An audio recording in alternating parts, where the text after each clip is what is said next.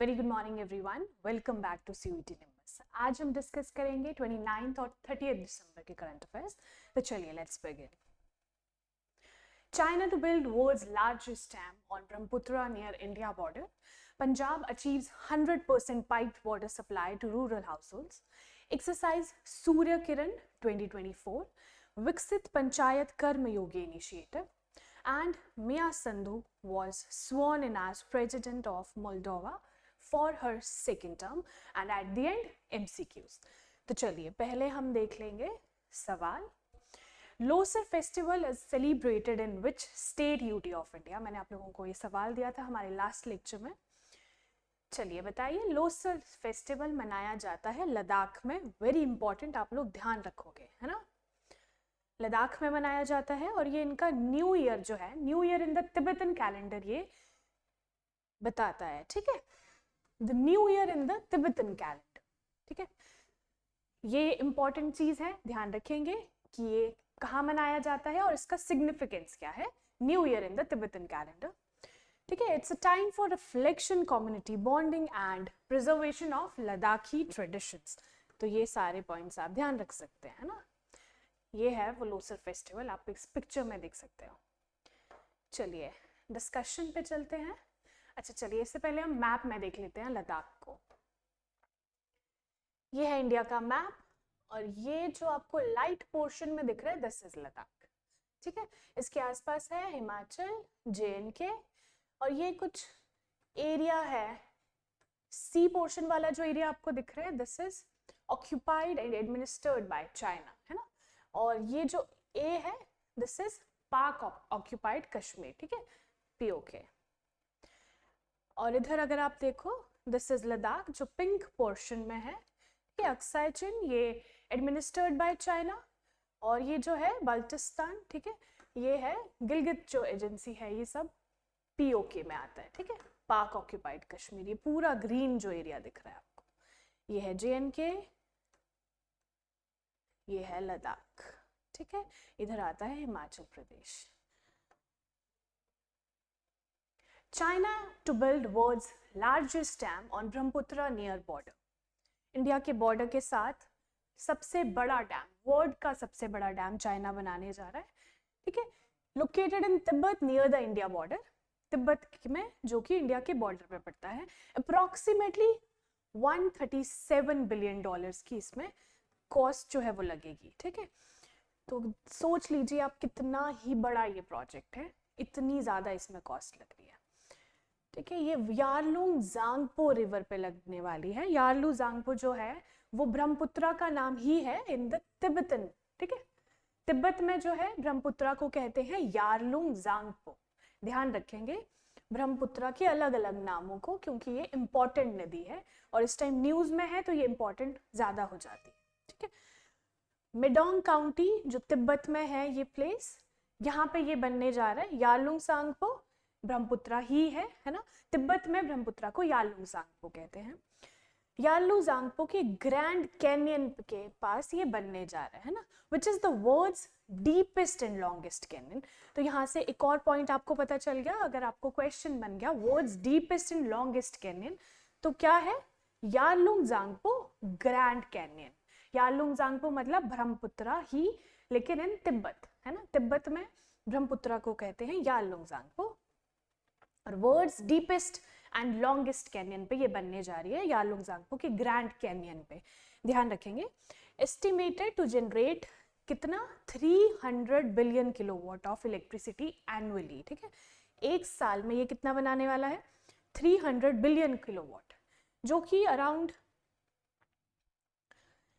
3 gorges dam जो है, 3 gorges dam ये चाइना का ही डैम है, ये वर्ल्ड्स लार्जेस्ट डैम है ना। अभी तक ये वर्ल्ड लार्जेस्ट डैम है, तो इसको ये एक्सीड करने वाला है उसकी कैपेसिटी में और उसके पूरे जो इलेक्ट्रिसिटी जनरेट ये करने वाला है, ठीक है।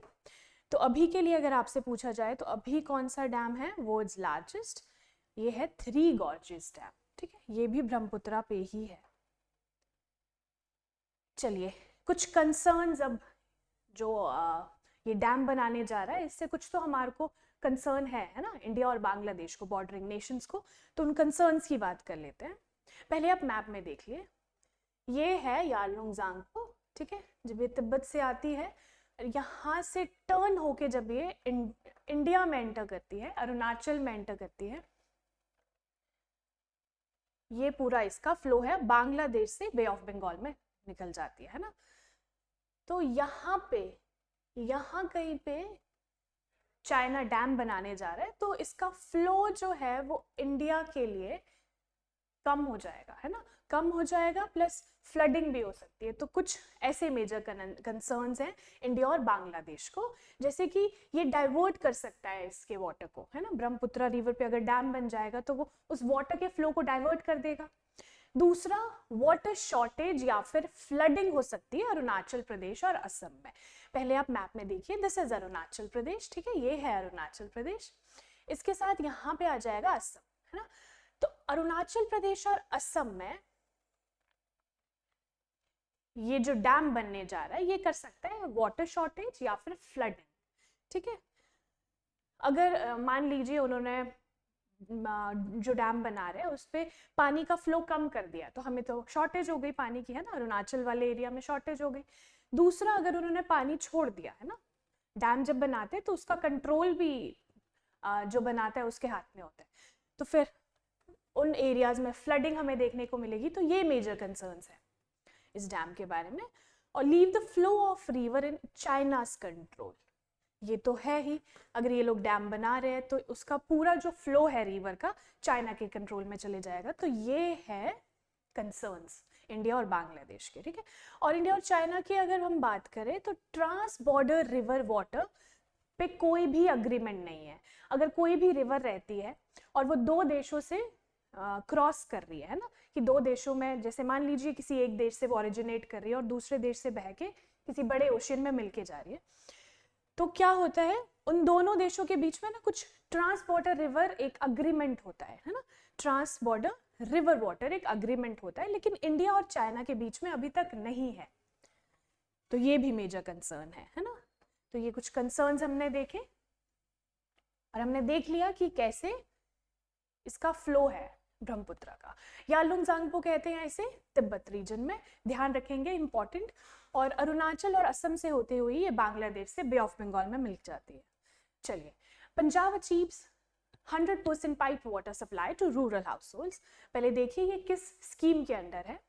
ये जो आपको पिक्चर दिख रही है, दिस इज जल जीवन मिशन के अंडर ये आता है, हर घर जल योजना में, ठीक है, हर घर जल योजना, जल जीवन मिशन। तो पंजाब ने 100% पाइप वाटर सप्लाई उनके रूरल हाउस होल्ड्स को दे दिया है, ठीक है। और ये 5th स्टेट बना है। आप लोगों के लिए एक सवाल है, पहले 4 कौन से हैं? अगर आपका जो स्टेट है वो इस कैटेगरी में आता है कि नहीं, आपको ये भी बताना है, और पहले 4 कौन से हैं। ये तो 5th बना है, ठीक है। इम्प्लीमेंटिंग 15 मेजर कैनल प्रोजेक्ट्स भी पंजाब लेके आ रहा है विद 2174 करोड़ जो एस्टिमेटेड कॉस्ट है इसकी, है ना। उसका एम क्या है? अप्रोक्सीमेटली 1706 विलेजेस में, 1706 विलेजेस में, ठीक है, ये सर्व करना और 25 लाख पीपल को सर्व करना, ठीक है। तो ये कुछ मेजर प्रोजेक्ट्स जो पंजाब लेके आ रहा है, 15 मेजर कनाल वाटर प्रोजेक्ट्स, जिसके पानी से क्या होगा, 25 लाख पीपल जो है वो सर्व होंगे। स्वच्छ भारत मिशन की बात कर लेते हैं, क्योंकि ये स्वच्छ भारत मिशन के अंडर ही ये जो कैनल वाटर प्रोजेक्ट्स है ये लेके आ रहा है पंजाब। तो देखिए 2014 में लॉन्च हुआ था, स्कीम से क्वेश्चन बन जाता है तो आप ध्यान रखिएगा। 2014 में ये लॉन्च हुआ था स्वच्छ भारत मिशन। एम क्या है? To improve sanitation across India, India में सैनिटेशन को इम्प्रूव करना। दूसरा, eliminating open defecation and promoting hygiene in rural and urban areas, ठीक है। तो फिर हाइजीन और सैनिटेशन के बारे में ये प्रोजेक्ट लॉन्च किया गया था, इसे प्रमोट करने के लिए। दूसरा, एक और फैक्ट ध्यान रखेंगे, जल जीवन मिशन कब लॉन्च हुआ था? ये सारे पॉइंट्स आप नोट कीजिए क्योंकि आपके लिए बहुत इंपॉर्टेंट पॉइंट्स है ये सारे। अगस्त 2019, ठीक है, अंडर द मिनिस्ट्री ऑफ जल शक्ति। जल शक्ति की एक मिनिस्ट्री है, ठीक है, उन्होंने ये लॉन्च किया था अगस्त 2019 में जल जीवन मिशन। तो ये भी आपके लिए इंपॉर्टेंट पॉइंट जो है वो बन गया। एक्सरसाइज सूर्य किरण 2024, देखिए सूर्य किरण एक्सरसाइज होने जा रही है, किन 2 देशों के बीच में हो रही है? इंडिया एंड नेपाल, ध्यान रखेंगे, ठीक है, इंडिया एंड नेपाल के बीच में ये होने जा रही है। 18th battalion level joint military exercise ये है, ठीक है, सूर्य किरण जिसका नाम है, 18th है ये सीरीज में।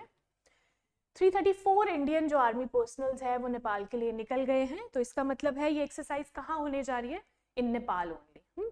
ये रहेगी दिसंबर 31 से जनवरी 13 2025 तक ये चलेगी, कहाँ पे, सालझंडी नेपाल, ठीक है, जगह का नाम याद रखेंगे, सालझंडी नेपाल में ये होने जा रही है, इंडिया और नेपाल के बीच में 13th एडिशन है इन द सीरीज। दूसरा ये एनुअल इवेंट है दोनों के आर्मी के बीच में, तो ये देख लीजिए exercise Surya Kiran between India and Nepal.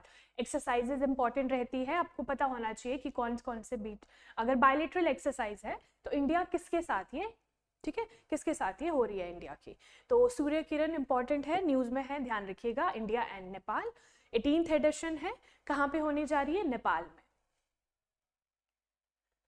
चलिए नेपाल को अगर हम बॉर्डर में देखें, ये देख लीजिए आप नेपाल, दिस रेड पोर्शन में जो भी है ये नेपाल है, इधर है चाइना, और ये इंडिया के कौन कौन से स्टेट्स की इसके बॉर्डर पे लगते हैं, दिस इज उत्तराखंड, उत्तर प्रदेश, बिहार, सिक्किम और यहाँ पे वेस्ट बंगाल भी, तो 1 2 3 4 5 5 स्टेट्स, और चाइना के साथ भी इसका बॉर्डर लगता है, ठीक है, ये जो तिब्बत वाला रीजन है वो आता है इसमें, जो हिमालयन रीजन है।